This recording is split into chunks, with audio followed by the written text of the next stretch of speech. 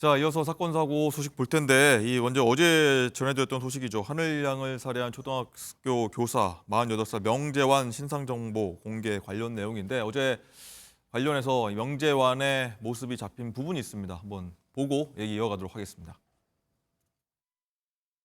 왜 죽였나요? 피해자한테 하실 말씀 없으신가요? 자. 신상 공개됐는데 하실 말씀 없으세요? 뒤로 가세요. 피해자한테 할 말 없으신가요? 죄송하지 않으세요? 사무리한테 하신 말씀 없나요? 왜 찍으셨나요? 네, 이 머그샷이라고 하죠. 이 사진 외에 실제로 얼굴까지 이제 공개가 된 모습 볼 수가 있었는데, 자, 윤정 기자, 일단은 범행 관련 원인 관련해서 추가로 들어온 소식이 있죠.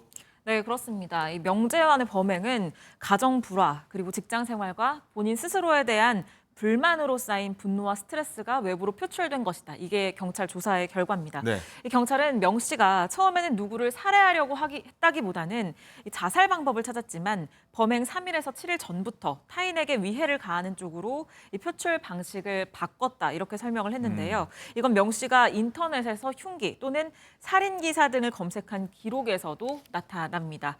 이 경찰은 이걸 심리학 용어로 분노의 전이라고 설명을 분노의 하기도 전이. 했습니다. 네, 흉기를 산 목적으로는 스스로 죽으려고 구입했다라고 명 씨가 진술을 했지만 경찰은 누군가를 살해하려는 계획, 목적이 있었다고 판단을 했습니다. 계획 범죄였다고 본 거고요. 네. 이 경찰은 반사회적 인격장애 검사도 별도로 진행 중입니다. 그러나 프로파일러의 1차 소견 결과로는 명 씨가 사이코패스는 아닌 것으로 지금 확인이 됐습니다. 예. 이 전담 수사팀 관계자는 피해자가 7년간 알아왔던 우울증과 범행은 직접적인 관련이 없다. 전문가의 말에 의하면 우울증은 이런 식의 살인의 형태로는 나타나지 않는다라고 이 정신질환과 범행과의 연관성에 대해서는 명확하게 선을 그었습니다. 명 씨는 경찰 조사 과정에서 피해자와 유족들에게 사과와 반성의 의미를 담은 진술도 한 것으로 전해졌습니다. 그렇군요. 어쨌든 이 경찰 발표의 원인 중에서 분노의 전이라는 말이 좀 저는 눈에 띄는데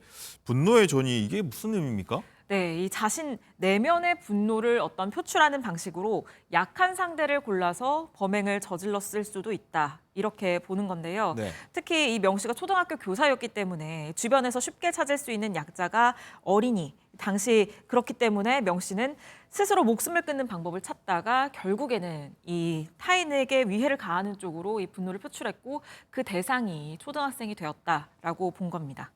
자, 박주희 변호사님.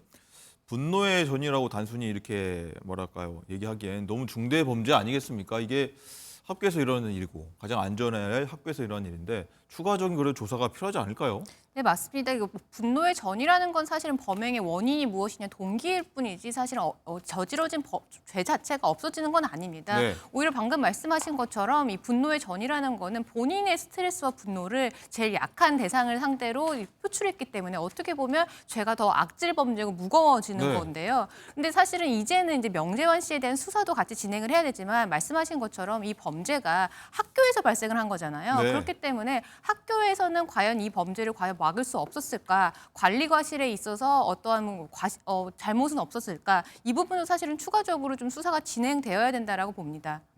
법적 처벌 어떻게 되겠습니까? 일단 지금 명재환 씨에게 적용되는 혐의는요. 특정 범죄 가중처벌법상 13세 미만 약취 유인죄입니다. 네. 살인죄가 아니라 이 특가법이 적용되는 이유는 이 13세 미만의 아이를 약취나 유인을 해서 살해를 했을 때는 가중처벌하도록 되어 있거든요. 그런데 이 일반 살인죄보다 훨씬 더 무겁게 처벌되는데 일반 살인죄 같은 경우는 법정형이 사형, 무기 그리고 5년 이상의 징역입니다. 그러니까 달리 말하면 유기징역이 선고될 수 있는 가능성이 있다라는 건데 그런데 방금 말씀드린 특가법상 13세 미만자 약취 유인죄 같은 경우는 법정형이 사형 아니면 무기입니다. 그러니까 즉 유기징역이 선고가 될 수가 없다라는 건데요. 예. 방금 말씀드린 것처럼 사실은 이 학교에서 아이를 보호해야 될 이 교사가 학생을 상대로 이런 잔인한 범죄를 저질렀기 때문에 강력한 처벌이 좀 필요해 보이고요. 아마 검찰에서는 사형을 구형할 것으로 보입니다. 근데 다만 이제 과연 법원에서 사형을 선고할 것이냐 이 부분이 사실 관건인데 우리나라 같은 경우는 2000년대 초반에 사형죄에 대해서 이제 선고한 이후에 사형에 대한 실질적인 선고가 되고 있지 않기 때문에